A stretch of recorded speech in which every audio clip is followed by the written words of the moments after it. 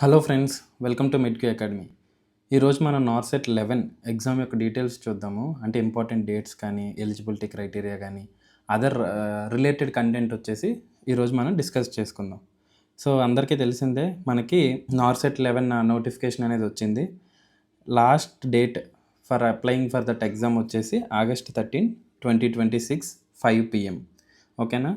So మనం each and every point discuss చేసుకుందాం. Online registration వచ్చేసి 24 July 2026 స్టార్ట్ అయింది. And last date to apply వచ్చేసి 13th August 2026. లాస్ట్ డేట్ వరకు wait చేయొద్దు. వీలైనంత త్వరగా మీరు అప్లికేషన్ని రిజిస్టర్ చేసుకోండి. వితౌట్ ఎనీ మిస్టేక్స్ మీరు ప్రాపర్గా చెక్ చేసుకుని సబ్మిట్ చేయండి.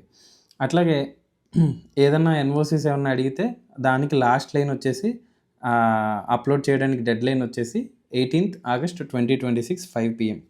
మీ అప్లికేషన్ స్టేటస్ వచ్చేసి మీకు 24th August 2026 చెప్తారు.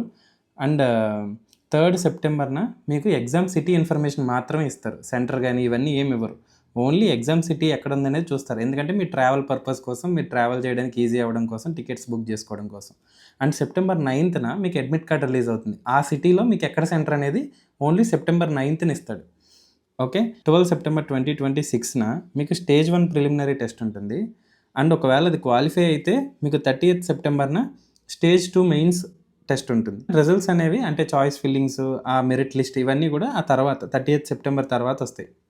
స్ట్రిక్ట్లీ ఆల్మోస్ట్ 100% వచ్చేసి ఎప్పుడు కూడా డెడ్ లైన్స్ అనేవి ఎక్స్టెండ్ చేయడం కానీ, డేట్స్ అనేవి మార్చడం కానీ ఎయిమ్స్కి అవ్వదు అంత త్వరగా. కాబట్టి మైండ్లో పెట్టుకుని ఈ ఇంపార్టెంట్ డేట్స్ అనేది ఒక స్క్రీన్ షాట్ తీసుకోండి. ప్రతి డేట్కి మీరు వచ్చేసి అన్నీ చెక్ చేసుకోండి. అన్నీ చేశారా లేదా అనేది, ఫుల్ఫిల్ అయిందా లేదా అనేది చెక్ చేసుకోండి. ఫస్ట్ అసలు ఓవర్వ్యూ చూద్దాం. నోటిఫికేషన్ ఓవర్వ్యూ ఏంటి? ఇది nursing officer group B level 7 పోస్టుల కోసం వచ్చినాయి. ఎవరు కండక్ట్ చేస్తున్నారు? ఎయిమ్స్ న్యూఢిల్లీ కండక్ట్ చేస్తుంది. ఇదంతా కూడా ఆన్లైన్ మోడ్ కంప్యూటర్ బేస్డ్ టెస్టే ఉంటుంది. దీని అఫీషియల్ వెబ్సైట్ aimsexams.ac.inలో మాత్రమే మీరు ఏ అఫీషియల్ ఇన్ఫర్మేషన్ అయినా కూడా తీసుకోవాలి. సెలక్షన్ ఎట్లా చేస్తారు అంటే స్టేజ్ 2 మెయిన్స్ మెరిట్ లిస్ట్ బట్టి అండ్ మీరు ఎంపిక చేసుకున్న చాయిసెస్ అంటే మీ మెరిట్ లిస్ట్ బట్టి మీరు ఫిల్ చేసుకున్న చాయిసెస్ ద్వారా మీకు పోస్ట్ అలొకేట్ అవ్వడమా లేదా అనేది తెలుస్తుంది. ఎవరెవరు ఎలిజిబుల్? దీనికి 2 విధాలుగా మనం ఎలిజిబిలిటీ తీసుకోవచ్చు. ఫస్ట్ ఎలిజిబుల్ ఏంటంటే ఎవరైతే బీఎస్సీ నర్సింగ్ కంప్లీట్ చేస్తారో లేదా post BSc with nursing registration అంటే GNM registration with post BSc complete చేసిన వాళ్ళందరూ కూడా దీనికి డైరెక్ట్ ఎలిజిబుల్. కాకపోతే ఎవరైతే జిఎన్ఎం చేస్తారో వాళ్ళు అట్లీస్ట్ 2 years ఎక్స్పీరియన్స్ ఉండాలి 50 bedded హాస్పిటల్లో. ఇది దీని రిక్వైర్మెంట్. ఓకేనా? 2 waysలో రాయొచ్చు. ఒకటి direct BSc or post BSc with registration, are GNM with 2 years experience ఉండాలి 50 bedded హాస్పిటల్లో. ఒకవేళ ఏమైనా ఇంటర్న్షిప్ కానీ ఇవన్నీ ఉన్నాయంటే ఎనీ ఇంటర్న్షిప్ అంటే మీరు ఇప్పుడు బీఎస్సీ నర్సింగ్ చేస్తున్నారనుకోండి, మీరు ఏదైనా ఇంటర్న్షిప్ చేస్తున్నారంటే లేదా ఎక్కడన్నా ఏదైనా మీ కోర్స్ వచ్చేసి ఏదైనా కంప్లీట్ అవ్వాలి అంటే it should be completed before 13 August 2026. ఓకేనా? మీ ఇంటర్న్షిప్ ఏదైనా కూడా 13th August 2026 లోపు కంప్లీట్ అయిపోవాలి. ఏజ్ లిమిట్ రిలాక్సేషన్ అందరూ కూడా ఎయిమ్స్ నార్సెట్ ఎగ్జామ్ మెయిన్లీ ఒక ఏజ్ లిమిట్ ఉంటుంది. ఓన్లీ ఆ ఏజ్ లిమిట్ పీపుల్ వాళ్ళు మాత్రమే రాయగలరు. అంటే 18 to 30 years వాళ్ళు మాత్రమే ఈ ఎగ్జామ్ అప్లై చేసుకోవాలి. కాకపోతే కొన్ని ఏజ్ రిలాక్సేషన్స్ ఇచ్చింది government. For example SC ST candidates అనుకోండి, వాళ్ళకి 35 years వరకు ఎగ్జామ్ అనేది రాసుకోవచ్చు. అదే ఓబీసీ క్యాండిడేట్స్ వచ్చేసి 33 years వరకు ఎగ్జామ్ రాసుకోవచ్చు. అండ్ ఫిజికల్లీ హ్యాండిక్యాప్డ్ వాళ్ళు ఎవరైనా కూడా 10 years, 13 years అండ్ 15 years అనేది ఎలిజిబిలిటీ ఎక్స్టెన్షన్. అంటే 30 + 10 years అట్లా depends on caste. Generally physically handicapped అయితే 10 years, ఓబీసీ క్యాస్ట్ వాళ్ళకైతే 13 years, and SC ST physically handicapped కానీ ఉంటే కనుక, ఫిజికల్లీ ఛాలెంజ్డ్ వాళ్ళు కానీ ఉంటే కనుక వాళ్ళకి 15 years ఇస్తారు. అంటే 45 years వరకు వాళ్ళ ఎగ్జామ్ రాసుకోవచ్చు. సో మెయిన్ ఇంపార్టెంట్ థింగ్ ఏంటి? ఫీజు విషయానికి వస్తే ఏంటి? జనరల్ ఓబీసీ క్యాండిడేట్స్కి వచ్చేసి 3,000 rupees పే చేయాలి. And SC ST or economically weaker section వాళ్ళకి మాత్రం 2,400 పే చేయాలి. అండ్ ఫిజికల్లీ ఛాలెంజ్డ్ పీపుల్కి మాత్రం ఎక్సెంప్టెడ్, ఫీజు అనేది ఏది ఉండదు.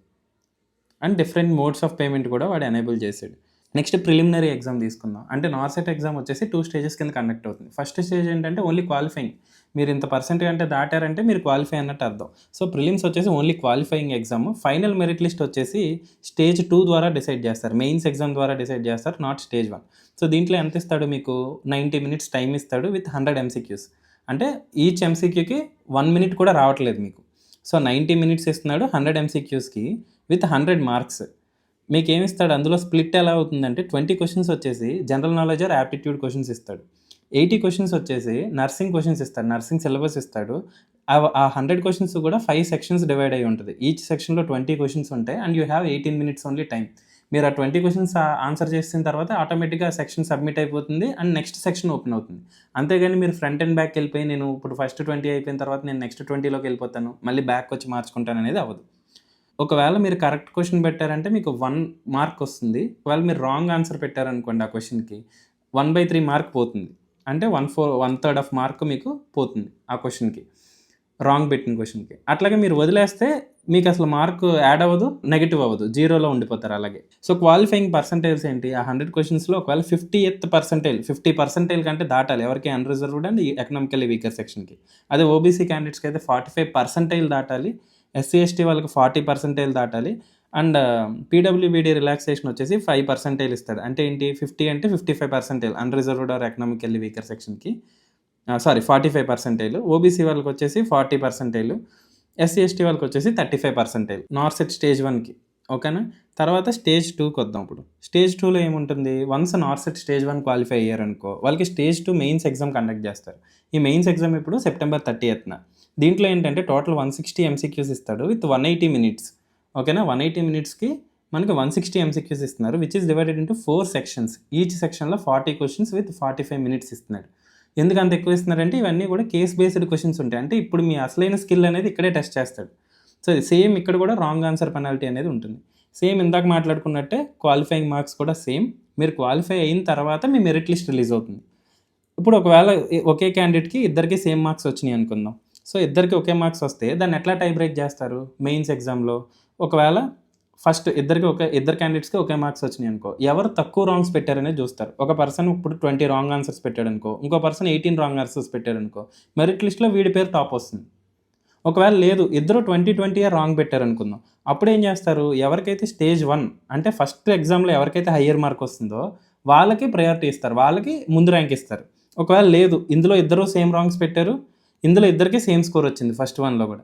అప్పుడేం చేస్తారు? ఎవరైతే తక్కువ రాంగ్ క్వెషన్స్ పెడతారో అంటే తక్కువ రాంగ్ ఆన్సర్స్ పెడతారో వాళ్ళకి స్టేజ్ 1లో వాళ్ళకి ఫస్ట్ ర్యాంక్ ఇస్తాడు. ఒకవేళ లేదు అది కూడా సేమ్ ఉంది. మెయిన్స్ ఎగ్జామ్‌లో ఎవరైతే తక్కువ రాంగ్ ఆన్సర్స్ పెడతారో అది సేమ్ ఉంది. స్టేజ్ 1 స్కోర్ కూడా ఇద్దరికీ సేమ్ ఉంది. అండ్ స్టేజ్ 1లో కూడా ఇద్దరు సేమ్ నెగెటివ్ మార్క్స్ పెట్టారు. అంటే same number of wrong answers పెట్టారు. అప్పుడేమవుతుంది? ఎవరికైతే ఎక్కువ ఏజ్ ఉంటుందో ఓల్డర్ ఏజ్ వాళ్ళకి ప్రిఫరెన్స్ ఇచ్చి వాళ్ళకి మెరిట్ లిస్ట్‌లో ఫస్ట్ నేమ్ ఇస్తారు. అది కూడా సేమ్ ఉందనుకోండి. ఒకే ఏజ్ వాళ్ళనుకోండి. అండ్ ఆల్ఫాబెటికల్ లెటర్‌లో వాళ్ళ నేమ్స్‌ని అరేంజ్ చేసి టై బ్రేక్ చేస్తారు. ఓకేనా? తర్వాత డాక్యుమెంట్స్ అన్నీ కూడా మీరు ఆన్‌లైన్‌లోనే అప్‌లోడ్ చేయాలి. అడ్మిట్ కార్డ్ కూడా మీరు ఎయిమ్స్ వెబ్‌సైట్ నుంచే డౌన్‌లోడ్ చేసుకోవాలి. మీకు ఏది ఫిజికల్ అడ్మిట్ కార్డ్ ఇవ్వరు. అండ్ రిజిస్ట్రేషన్స్ అన్నీ మీరు ఏ సర్టిఫికేట్స్ అయినా కూడా అన్నీ కూడా మీరు ఆన్‌లైన్‌లోనే అప్‌లోడ్ చేసుకోవాలి. అండ్ మీ అప్లికేషన్ ఫార్మ్ ఏదైతే ఫిల్ చేస్తారో అది అండ్ మీ పేమెంట్ ప్రూఫ్ ఎప్పుడు కూడా మీ దగ్గర పెట్టుకోండి ఒకటి. చాయిస్ ఫిల్లింగ్ వచ్చేసి క్వాలిఫై అయినంత మాత్రాన చాయిస్ ఫిల్లింగ్ అనేది ఎలిజిబుల్ కాదు. స్టేజ్ 2 క్వాలిఫై అయిన తర్వాత చాయిస్ ఫిల్లింగ్‌కి క్యాండిడేట్స్‌కి మెయిల్స్ వస్తాయి. ఇట్లా చాయిస్ ఫిల్లింగ్‌కి ఎలిజిబుల్ అయ్యారు మీరని చెప్పి. మీరు అయన్నీ కూడా ప్రిఫరెన్సెస్ ఆర్డర్ వైస్ పెట్టుకుంటే, ఆ ఆర్డర్ వైస్ బట్టి ఒకవేళ మీ మీ పై ర్యాంక్స్ అన్నీ వెళ్ళిపోయిన తర్వాత మీరు పెట్టుకున్న ఆర్డర్‌లో వేకెన్సీ ఉంది అంటే మీకొస్తుంది. సో, ఇదంతా కూడా ఒక కౌన్సెలింగ్ లాగానే ఇస్తారు. అండ్ జాయిన్డ్ క్యాండిడేట్ వచ్చేసి అలోకేట్ అయిన తర్వాత జాయిన్ అవ్వకపోతే వాడు ఏదైతే ఇవన్నీ ఉంటాయో అవన్నీ కూడా క్యాన్సిల్ అయిపోతాయి. ఆ పోస్ట్ అనేది వాడికి క్యాన్సిల్ అయిపోతుంది. So, as soon as possible మీకు ఈ నోటిఫికేషన్ వచ్చిన వెంటనే మీరు చూసిన వెంటనే మీరు ఆల్రెడీ అన్ని సర్టిఫికేట్స్ గ్యాదర్ చేసుకోండి. త్వరగా అప్లై చేసుకోండి. మీ ఎలిజిబిలిటీ చెక్ చేసుకోండి. ఓన్లీ అఫీషియల్ ఎయిమ్స్ వెబ్‌సైట్‌లో మాత్రమే మీరు అన్నీ చూడండి. వేరేవేవి కూడా ఒక టెంపరరీ ఒక సప్లిమెంట్ కింద పెట్టుకోండి కానీ అది మెయిన్ గైడ్‌లైన్స్ కింద పెట్టుకోవద్దు. ఎప్పుడు కూడా మీరు ఎయిమ్స్ వెబ్‌సైట్‌లోనే అన్ని డీటెయిల్స్ కూడా తీసుకోండి. And important thing very very important thing deadline వచ్చేసి 13th August 2026 5 PM ఎండ్ అవుతుంది. సో, అంతవరకు వెయిట్ చేయకుండా వీలైనంత త్వరగా మీరు అప్లికేషన్ అనేది ఫిల్ చేసి పెట్టేసుకోండి. Thank you.